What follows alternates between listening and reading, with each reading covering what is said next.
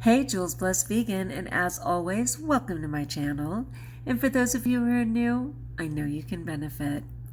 So I often take things from just daily thought books, and one of my favorites is For Today by Overeaters Anonymous, and it just has great thoughts, and this one is actually for today, August 18th. And this is a really powerful quote. It always starts with a quote, and then it goes into the content of the thought, and then it gives kind of a additional what do you want to call that? I don't even know. What do I want to call that? A conclusion, I guess. Just the conclusion of saying, here's the bottom line. Okay. So anyway, here is a very powerful quote by Henry James, a phenom. And it says, "To take what there is and use it, without waiting forever in vain for the preconceived, to dig deep into the actual and get something out of that, this doubtless is the right way to live." Henry James. And that's like heavy duty, and I'm going to go back through that, but that is the beautiful quote in its entirety. So let's say this is the thought. Life offers me treasures beyond imagining, here and now. They are there for me to take and use with the God-given talents and skills and energy I possess today. My enthusiasm is the digging tool. I dig into the actual for the sheer love of digging. Therefore, the fact that there may be something better tomorrow is irrelevant.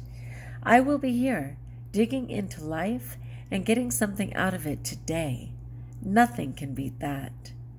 And then this is that takeaway for today. The right way to live is to live as fully as I can today, to take what possibilities there are and make of them what I can. It's really powerful. It is so hard to live in the present sometimes, and there is always that fear that something better is going to come tomorrow. But in hoping for the non-tangible of tomorrow, which may never come, the best thing, of course, is to make the most of today. And I kind of feel like that's how I shot myself in the foot, if you will, regarding the teaching job right now. And for those who haven't been following me, I was desperately trying to get a teaching job because I was let go really unexpectedly from my previous position, and I spent the entire summer seeking a job. But what happened was in the spring, when people were really going for it, I had put parameters on God, and it reminded me of this old joke. There's such a fantastic joke, and I've mentioned it in other videos, but it's the one where the guy is literally hanging on the side of a mountain for his life. And he keeps yelling out to God, Father, save me. God, are you hearing me? I'm going to fall. And all of a sudden, a ton of resources come. A helicopter comes and offers to throw him a rope. A boat comes and wants to throw him a safety, a lifesaver. And someone else comes along, all saying, "Here, take it, we'll save you. Take it, we'll save you." And he keeps saying, "No, that's okay. I asked God. He's coming. I already asked God." And it's kind of ironic that comes to mind for me because it's the exact mistake I made. People gave me tips on how to act on getting a teaching job, and I ignored them. I kept saying, "No, God has a plan. God's going to come." I only gave God 3 local districts. And even if he had honored one of them, he couldn't possibly, because I checked this box that omitted me essentially from each of those opportunities. And people kept telling me how to go about it, and I just kept saying, no, God's coming. I know the heavens are giggling right now that just came to me. Sorry, Father. Oh my gosh. So, as a result, I missed all the local jobs. I waited most of the summer, certain they were going to come through. None of them did. And finally, I got on with the second ring of jobs. And even when I finally got hired for one job, I was like, no, something else will come. And luckily, I finally just said yes to this and got on with it. My gosh, I mean, school in every district was already starting and going to be starting.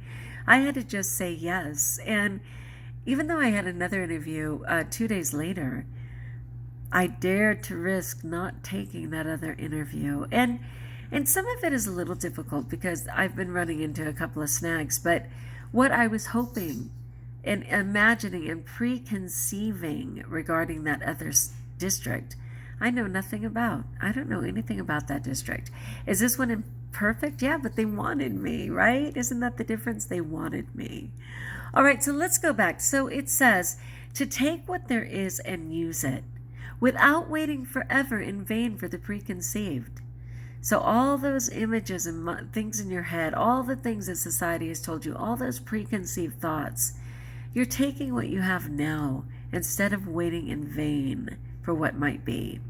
To dig deep into the actual, to use the resources that are present for you now, the actual, and get something out of that, this doubtless is the right way to live.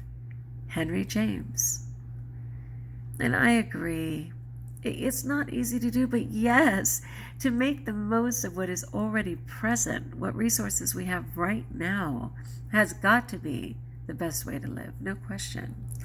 I'm going to pause you for half a sec. Okay, I'm back. Thank you. No surprise having allergies. Even though my husband always says, they're not allergies, you're sick. I'm not sick, but I am having some allergies. I'll accept that. And also I wanted to look up Henry James because I owe him a little bit of credit. And Henry James was a British-born American writer. And he wrote many things, just so many. You got to look some of them up. But one of them, The Turn of the Screw, may be familiar to you. The Haunting of Hell House. I don't know if you've heard that. Oh my gosh, the list goes on and on. The Bostonians, that might be familiar to you. I don't know if you never had to deal with literature, maybe not, but he's a phenom. An early 19th century phenom, right? Okay, let me go back. So, back to our amazing quote. Oh, I've lost us. I'm sorry. How did I lose us? Yep, I officially lost my Henry James quote. Darn it, are you kidding me right now? Seemingly no. Oh, here it is. All right, again, so this is for today. Okay, so anyway, life offers me treasures beyond imagination here and now.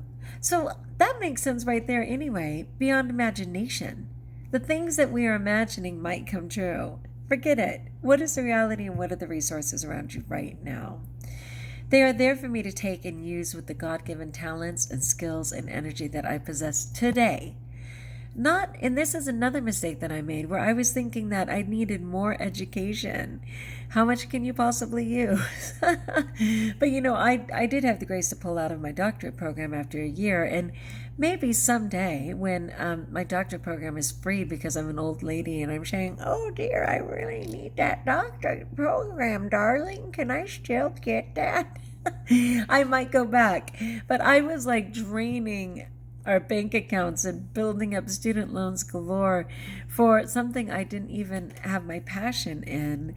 And so I already possess a ton of skills and things just by virtue of being on the planet for as long as I have.